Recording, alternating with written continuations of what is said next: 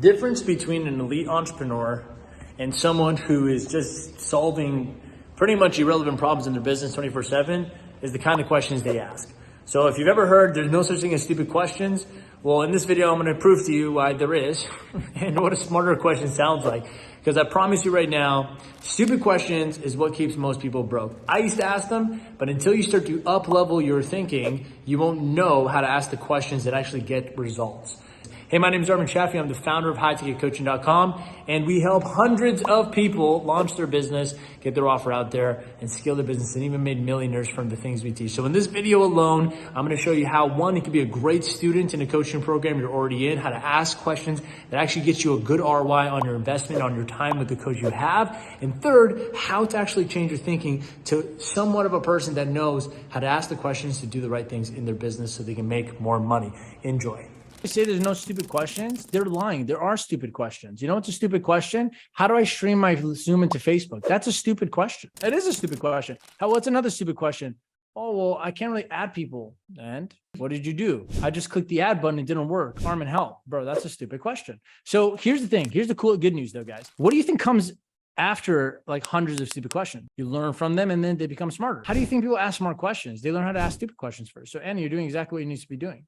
We need to ask stupid questions so we learn from it. And then we go, oh, that was a stupid question. The intelligence starts developing when you realize how stupid that was and how smart the new questions are. You go, holy shit, I'm upgrading here. I'm now asking. I realized when this guy just going viral in every group. It's crazy.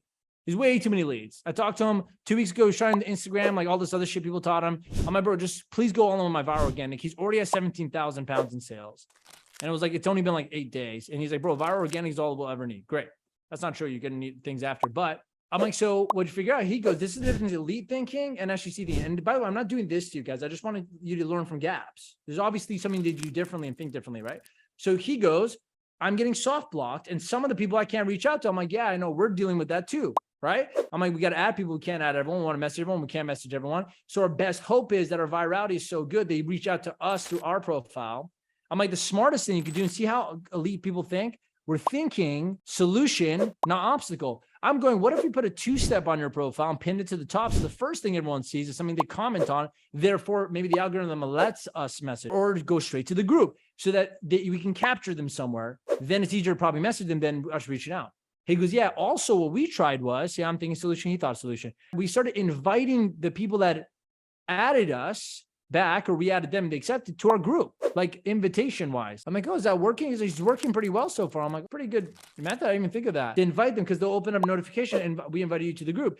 And if they join, you can message them. You can comment them. You could grab them stuff. I'm like, see, elite level thinkers. They keep it simple. What's the problem? What can we do to fix it? So that's a smart question. Is that a good strategy, Armin? I'm like, you know what? It's not a bad strategy. Here's what I'll be thinking about. Here's what I'll be focused. See how it goes. And why don't you do it to like 20 people, put them on a list and see how many actually convert. I want to know the conversion. Because it might not be that good. You might do it to 3 people and think it's good. So for everyone here, like, ask stupid questions. Just ask questions. Let me judge if it's stupid or not. You can know. And then they'll get smarter over time. I mean, this is the truth. You know how dumb my questions used to be?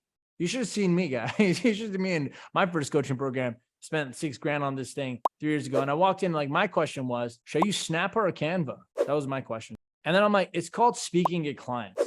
Do you think that's going to have a bad, confusing thing? Like, do you think of something else when I say speak?